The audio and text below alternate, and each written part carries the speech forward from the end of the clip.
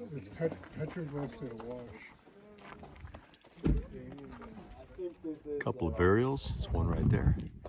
Another one right here. We're heading up a little less than half a mile. See some petroglyphs. Standing, for example, this one just fell from the top of mountain. People with bow hunt riding a horse, and the man on a horse has a bow. So it means people of this time were using were hunting on a horse using a bow.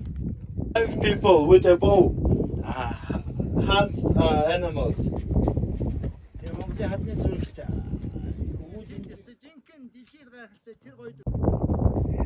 There's 2 pigs.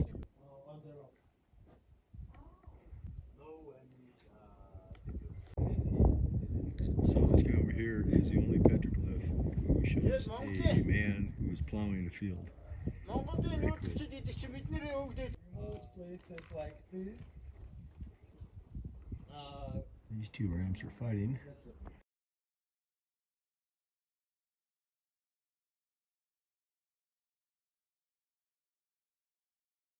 Oh yeah. Oh yeah. And this goes around You know how you the do corner of the rock.